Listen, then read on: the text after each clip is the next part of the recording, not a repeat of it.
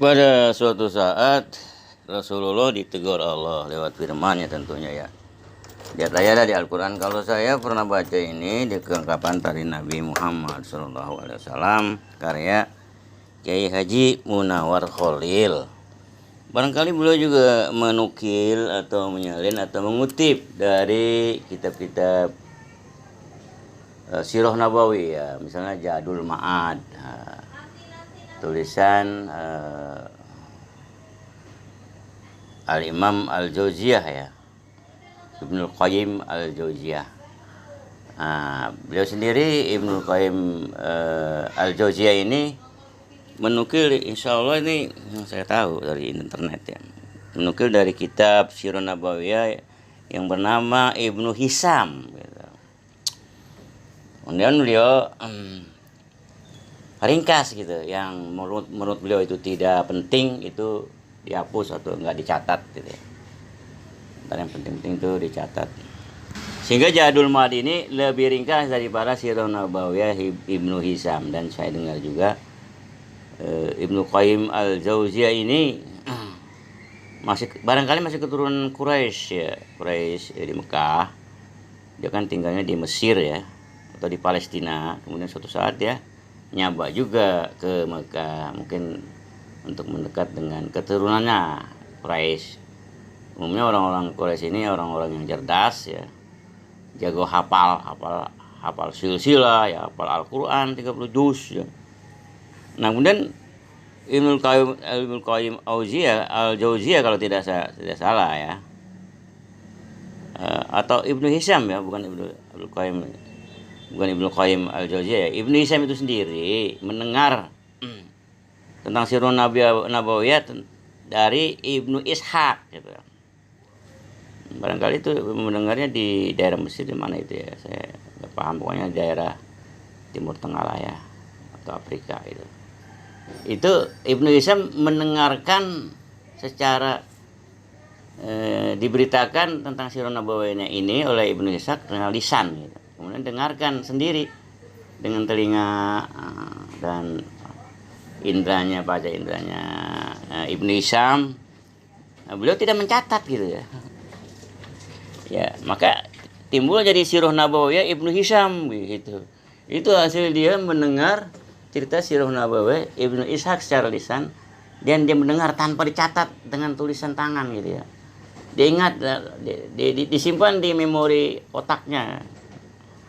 Kemudian akhirnya tuh Sirah Nabawiyah Ibnu Hisam yang lebih singkat atau lebih mudah, tidak gimana ya, katakanlah tidak berbelit-belit, tidak bertele-tele, lebih mudah untuk pemula atau pelajar tentang Sirah Nabawiyah. Itu lebih mudah membaca Ibnu Hisam daripada Ibnu Ishaq. Sementara kan karangan Ibnu Ishaq sebagian besar atau separuhnya itu hilang gitu ya, nggak tercatat. Ini yang bisa diselamatkan oleh Ibnu Hisam dari Ibnu Ishaq tentang Sirah Nabawiyah gitu ya. Nah, ini Kiai Haji Munawar Khalil barangkali dia menukil bukan dari Ibnu Hisamnya, bila jadi juga dari Ibnu Hisam dengan bahasa Arab asli, dengan bahasa aslinya bahasa Arab, atau juga ditulis atau dinukil, disalin, diambil dari buku Zadul Ma'ad ya. Zadul Ma'ad itu ringkasan lagi dari Ibnu Hisam. Dan terbitlah kelengkapan tari Nabi Muhammad SAW, Sirah Nabawiyah asli buatan orang Indonesia dengan bahasa asli, bukan bahasa Arab, oleh Kiai Haji Munawar Khalil. Nah, ini saya dapat berita tentang Rasulullah ditegur atau dinasihati oleh Allah Subhanahu wa taala di dalam menyikapi para sahabatnya yang berlama-lama bertamu ke rumahnya gitu. Dalam bahasa kita, dengan bahasa Indonesia, dengan pengertian kita, kan dengan ceritanya itu dikasih tahu bahwa Rasulullah itu enggak sendirian, dia punya istri gitu. Istrinya kan bukan satu. Ya, punya cucu, ya punya mantu. Nah, ini mengganggu, kalau bahas kerennya sekarang tuh mengganggu privasi Rasulullah SAW. Ya Rasulullah baik sebagai nabi dan Rasulullah SAW sebagai rasul, ya kan, bla bla bla.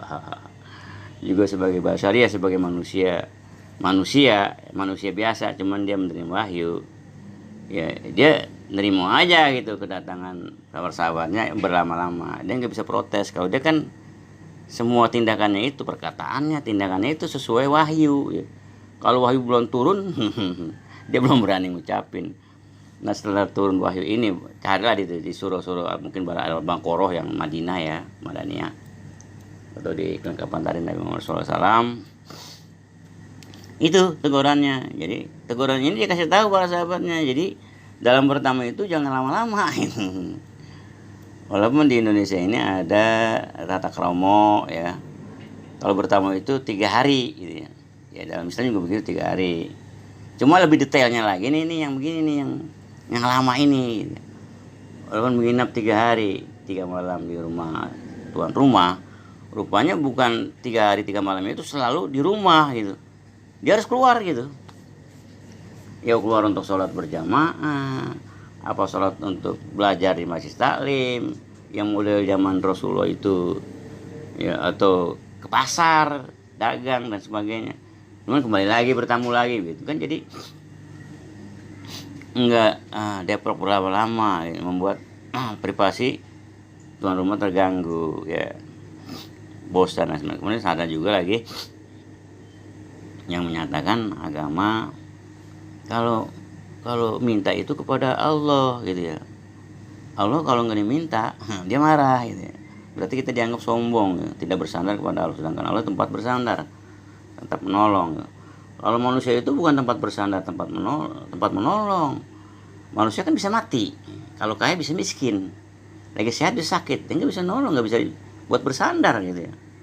Sangat lemah, sangat terbatas. Jadi kalau bersandar, kata Allah itu sama dia lah, sama Allah. Bersandar, minta tolong, bergantung itu Allah Somad kan begitu ya. Allah itu maha menolong, maha tempat untuk bersandar. Jadi kalau kita nggak bersandar dan nggak bergantung dan minta tolong pada Allah, tidak berpasrah diri kepada Allah, itu Allah menyalahkan kita dengan bahasa letterleknya, bahasa singkatnya marah lah, murka lah. Nggak boleh kita nggak minta sama Allah. Kemudian kenapa nggak boleh minta sama manusia, apalagi bertamu lama-lama ya. Sifat manusia kan ngeluh, jazua ya, mengeluh ya, kecapean ya, elek, bosen ya, ada sifat sentimennya yang negatif, suudzon dan sebagainya begitu ya. Jadi kalau manusia itu kalau sekali 2 kali mungkin ya enak-enak aja gitu ya. Tapi umumnya manusia gitu ya. Itu kalau sering-sering bosen dia. Kalau bukan bosen bukan manusia, itu barangkali malaikat. Allah tuh nggak sifat bosen ya, kalau manusia itu bosen Pak. Nah, ada istilah keren lagi, ada take and give gitu. Jadi jangan take doang atau give doang gitu, ada take and give. Jadi sharing ya, harus balance gitu ya. Manusia itu gitu, itu pun harus dijelaskan ya. Kalau nggak jelas dijelaskan ya, supaya jangan salah paham gitu, jangan gagal paham gitu. Jadi harus ada take and give ya, jadi nggak bosan. Ada lagi Mafujat mengatakan zurgiban tazdad huban. Kalau berkunjung atau berjarak atau bertamu dan sebagainya itu jangan sering-sering ya. Jangan kerap-kerap gitu ya. Jarang-jarang ya. Jurgiban tadi itu kalau datangnya, ketemunya, silaturahimnya, bertamunya, biaranya itu jarang-jarang, itu menimbulkan kangen, ngebet, rindu gitu ya. Ya artinya nggak bosen gitu, minimal nggak bosen lah gitu ya. Ya bahkan mungkin bisa kangen, bisa rindu, bisa ngundang ya, bisa manggil. Ya karena mungkin saat itu dia nggak ada privasi yang perlu dilindungi atau apa gitu, lagi bebas, lagi santai, lagi enak lah gitu ya. Itu karena kita jarang-jarang bertamunya, jangan lama-lama gitu ya. Saat itu kemudian tata kerama minta tolong juga kan ada caranya, kepada Allah ada caranya, manusia juga ada caranya gitu. Allah aja caranya apa, dengan 99 nama. Kalau kita minta tolong, minta bantuan sama Allah Subhanahu wa taala, itu ada caranya, sebut dulu 99 namanya itu kan sanjungan, pujian ya, menghormati, mengagumi, menyanjung dan sebagainya. Bilang gitu, Ya Allah, ya Rob, ya Rahman, ya Rahim, apalagi ya Goni, ya Mugni, ya Qawi, ya Jabar, ya Satar, dan sebagainya gitu. Sebut aja tuh ya, sebanyak-banyaknya Asmaul Husna, puji dia harus Allah Subhanahu wa taala itu gitu. Nah, setelah itu baru minta. Jangan langsung minta tanpa muji. Manusia juga begitu, bertamu nih minta tolong. Ya jangan langsung to the point. Minta tolong gitu. Duduk dulu ya. Assalamualaikum dulu ya. Ya kalau malah tata keramanya tuh kalau di kantor ya, kalau belum disuruh duduk tamu nih jangan duduk gitu. Terus berdiri, kenapa sih berdiri dulu? Jangan langsung duduk. Assalamualaikum dulu atau ketuk pintu dulu, ya kan gitu ya. Apalagi kalau disuruh masuk baru masuk, ya. Kemudian setelah masuk pintu dirapetin lagi gitu. Jangan tetap ngabrak, juga pintu gerbang, pintu masuk, begitu caranya gitu. Kemudian kalau tamu gitu ya, untuk minta tolong, ya dia puji-puji dulu tuh, yang minta tolong sama tuan rumahnya ini, apa gambar, apa lukisan. Pokoknya yang buat tuan rumah yang mau nolong dia itu seneng gitu, atau cair gitu yang tadinya stres, tegang gitu ya, nervous ya, dan sebagainya nanti bisa cair, bisa dan juga ada doanya yang saya ceritain tuh di online ya. Kan lengkap Pak, lengkap ya maksimal kalau misalnya gagal ya terima takdir gitu. Misalnya assalamualaikum udah 3 kali nggak dijawab, nah berarti boleh kita pergi. Itu kode Pak, isyarat, sinyal itu. Hati-hati, ini syariat ini. Orang nggak ngerti gitu. Assalamualaikum udah 3 kali, mau aja gedor-gedor, dia paksa-paksa. Sangat manusiawi, itu nggak ada tata krama, nggak ada sopan santun, nggak ada pendidikan, itu nggak terpelajar namanya, dia nggak tahu itu. Ada undang-undangnya, ada hukumnya di Al-Quran, karena barangkali dia nggak pernah baca Al-Quran gitu, terjemahannya, tafsirnya gitu. Nah lampungan ini dia alfa, dan kalau pertama itu dari pintu depan Pak, tuh ada peraturan lagi, tahu nggak tuh? Nggak boleh dari pintu samping, dari pintu belakang, samping jendela, belakang gitu. Kemudian kalau pertama itu kelihatan muka, dan perginya kelihatan belakangnya gitu. Gitu. Dan assalamualaikum itu bukan waktu bertemu, waktu bertamu, waktu pergi pun ya. Waktu berpisah pun kita harus assalamualaikum warahmatullahi wabarakatuh, minimal assalamualaikum. Tadi kembali kepada tadi itu bahwa Rasul ditegur Allah supaya menegur sahabatnya bahwa bertamu itu jangan lama-lama, karena Rasulullah ada istrinya, terganggu privasinya bla bla bla. Itu seperti itu. Jadi kan orang-orang kadang-kadang nggak paham ya, maunya dimaklumi sama kita aja gitu ya, dijejelin tuh pahala ya begitu ya. Tapi harusnya masing-masing tuan rumah maupun tamu itu ngerti, sama-sama ngerti, sama-sama paham gitu. Ini kadang nggak paham, barangkali tamunya paham bagus, tamunya nggak paham, tuan rumahnya paham gitu. Memang di sini harus kita maklum juga sih gitu ya. Memang tingkat pendidikan, keterpelajaran kita, tingkat membaca kita itu beda-beda. Kadang-kadang bacaan bukunya kan beda ya kan. Kalau kita misalnya banyak agama, yang lain hanya umum misalnya kan, dia ngerti agama ya, barangkali kita nggak ngerti umum ya, bla bla bla. Jadi di sini harus ada interaksi, harus ada dialog, harus ada diskusi, harus ada yang diskursuskan gitu ya, yang dibicarakan pelan-pelan, secara lemah lembut ya, secara ramah ya, dari hati ke hati, yang nggak bisa, yang jangan sampai menyinggung gitu ya, pelan-pelan secara bertahap, kan budaya jadi bertahap sekali, berproses gitu, nggak bisa instan ya, barangkali dari generasi ke generasi gitu, apa lewat lisan ya, verbal, atau lewat tulisan, lewat buku ya, walaupun kita sudah mati gitu ya, udah lama mati, meninggal ya, tapi karena kita punya karya, punya buku, di situ banyak tausiah, banyak nasihat, banyak pesan, banyak itu bagus untuk generasi kita di bawah kita, anak kita, cucu kita, cicit kita, dan sebagainya. Dan umum juga, bagi umum publik itu berguna. Itu harus diadakan pembelajaran terus, pencerahan terus, sumbernya adalah Al-Quran dan As-Sunnah. Jadi tema pembicara saya ini adalah bertamu-tamu pada pokoknya jangan lama-lama gitu ya. Kalau udah selesai ya udah, apalagi kalau tamatan dokter ya, dokter luar negeri. Itu begitu kalau bicara, yang penting-penting aja ya. Yang nggak penting ya nggak dibicarain ya. Di dalam Islam pun dikatakan kul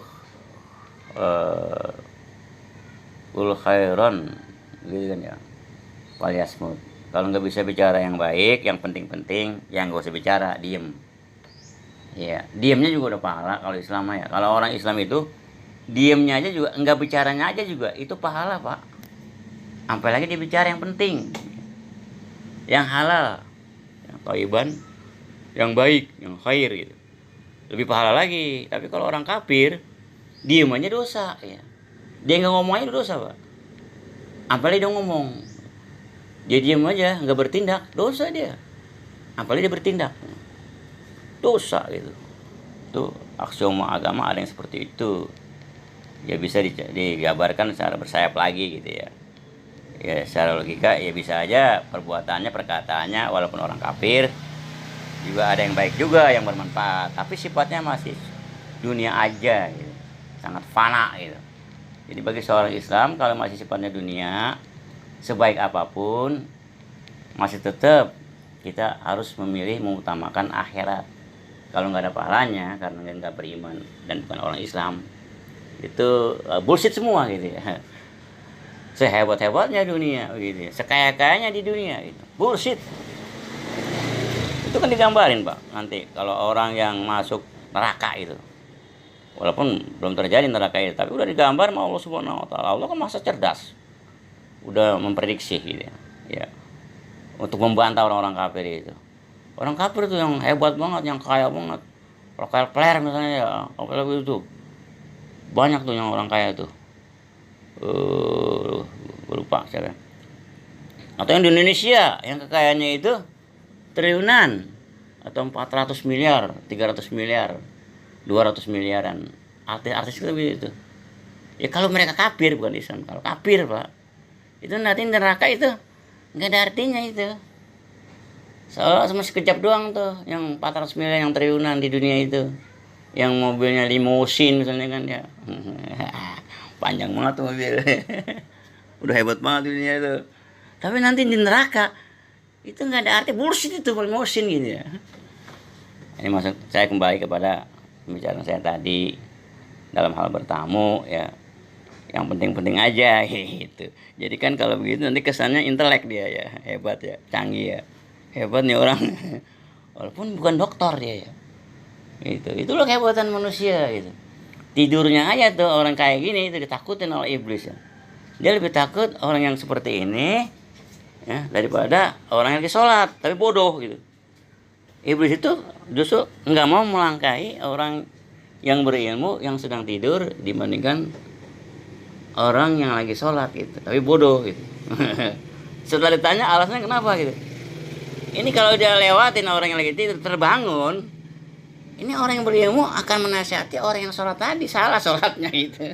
Secara fikih, secara Quran sunnah gitu ya, atau mazhab yang mana gitu ya. Itu jangkrinya begitu tuh iblis, karena orang tidur ini orang berilmu gitu. Tentu juga kalau kita tambah-tambahin ya mungkin bertakwa juga ya, dia ahli surga dan orangnya berwibawa ya, hidupnya itu sangat bermanfaat walaupun singkat 20 tahun 30 tahun 40 tahun 50 tahun, bagus kalau 80 tahun lebih gitu ya. Itu saya ngomong begini, saya tahu para nabi itu umurnya begitu pak, ada yang 30 tahun ya, ada yang 60 tahun 70 tahun 80 tahun, ada yang 100 tahun Nabi Daud. Nah saya ini udah 68 pak, mau yang berapa ya? Nggak mungkin dong kayak Nabi Daud 100 tahun, nggak mungkin lah gitu secara logika begitu. Nabi Daud kan kuat ya, besi aja tuh bisa diremes gitu, dibentuk senjata tuh Nabi Daud tuh. Hebat kan berarti. Istrinya bisa 100 berapa itu, tinggi dia, kuat. umur 100 tahun sanggup gitu ya. Ya. Nabi Muhammad sendiri 63 tahun karena diracun dia. Nabi Sulaiman kaya sekali tuh ya. Angin bisa ditundukkan, ya. Bisa ngerti bahasa semut, bahasa binatang. Jin bisa ditundukkan. Dan sebagainya dan sebagainya. Umurnya cuma 66 tahun, saya udah 68 tahun. Masa mau yang kayak Zulkifli 75 tahun umurnya. Nabi Zulkifli 75 tahun. Kalau 68 tahun jadi kalau 75 7 tahun lagi, Pak ya. Nah, kemudian kalau kita menjadi orang yang dewasa harus berkarya. Kalau memang saya dikasih umur 7 tahun lagi, saya harus berkarya, ya menulis gitu ya. Bullshit dah kalau di Google ya, dihapus mulu, blokir. Orang Yahudi yang punya Google kan YouTube, internet Yahudi. Walaupun ada yang Islam atau tuh orang Pakistan, orang Bangladesh ya. Si Kan itu ya. Sering diblokir, enggak usah dah. Terlalu tinggi berharap di YouTube. Tulis saya di tangan, tulis tangan pakai pen, di buku ya. Berjilid-jilid gitu ya, beribu-ribu apa itu beribu-ribu halaman selama 7 tahun ya. Itu bla bla bla. Kembali kepada yang tadi, kalau bertamu itu seperti itu Pak ya. Dan orang ini nggak paham masalah rokok. Saya baca Pak, detail baca. Justru orang yang merokok nggak tahu itu rokok. Iya, dia tahu enak aja udah gitu. Iya, nah begitu juga masalah bertamu ini gitu. Terus saya baca, karena dulu memang masih kecil, remaja sebelum menikah itu, bahkan sampai udah menikah masih senang baca. Iya, saya baca sampai tuntas, walaupun nggak semuanya saya paham, tapi asal ada aja yang nyangkut gitu ya. Sampai sekarang buku saya banyak Pak, walaupun udah banyak yang musnah, yang diambil orang, dipinjam orang, dibagi orang, yang rusak ya, yang saya jual ya, saya beli lagi, masih termasuk banyak sekarang Pak nih Pak. Itu tausiah saya atau kultum saya, jawab saya hari ini tentang bertamu yang saya mampu katakan. Barangkali masih banyak lagi tata cara yang lebih sempurna dari ini. Sementara ini itu aja yang bisa saya sampaikan. Wassalamualaikum warahmatullahi wabarakatuh. Kita saat ini sudah memasuki bulan Sya'ban, salah satu bulan yang dimuliakan Allah Subhanahu wa Ta'ala, bulan yang menjadi kecintaan, bulan yang menjadi kebanggaan dengan kita baginda Rasulullah Sallallahu Alaihi Wasallam. Mengapa demikian? Begitu amat senangnya dan bangganya Rasulullah di bulan Sya'ban ini. Sebab dalam bulan ini ada peristiwa yang agung, di mana permohonan Rasulullah, keinginan Rasulullah dikabulkan oleh Sang Kasih Allah Subhanahu wa Ta'ala ketika tahwilul qiblah minal Baitul Maqdis dan Masjidil Haram, ketika turun ayat perubahan al-qiblah sebagaimana yang dinantikan Rasulullah, yaitu dari Baitul Maqdis ke Masjidil Haram. Saat itu Rasulullah setiap saat selalu menanti akan ada wahyu, al-wahyu rabbani min Allah Subhanahu wa Ta'ala, sehingga Allah melihat keadaan Rasulullah sallallahu alaihi wasallam. Qad nara taqarruba wajhika fis sama wa nuwalliyannaka qiblatan tardaha fa walli wajhaka syatral masjidil haram wa haitsu ma kuntum fa wallu wujuhakum syatra. Dalam surat Al-Baqarah 124. Yang kau tunggu dan kau tahu apa yang diinginkan Rasulullah SAW, yaitu agar dikembalikan arah kiblat. Rasulullah dan umatnya ketika sholat menghadap Masjidil Haram, maka Allah ingin melihat kekasihnya. Bagi Rasulullah merasa gelisah, merasa sedih, sehingga pada satu apa yang diinginkan Rasulullah Allah tahu, maka diberikan apa yang Rasulullah perlu. Sebagaimana Allah katakan, wal sawfa yu'tika rabbuka fatarda. Sungguh Tuhan akan memberikan engkau ya Muhammad apapun yang kau inginkan. Dan saat itu Rasulullah menghadap wajahnya bolak-balik ke langit menunggu wahyu akan tahwil qiblah. Turunlah ayat surat Al-Baqarah 142 ini. Qad nara taqalluba wajhika fis sama. Aku melihat wajah kau ya Rasulullah di langit beberapa kali menanti datang wahyu. Dan Allah tahu apa keinginan Rasulullah. Maka saat turun ayat fawalli wajhaka syatral masjidil haram.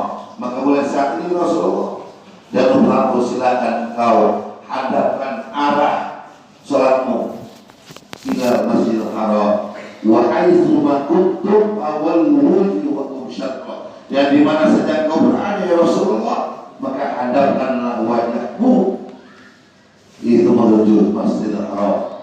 Dan ini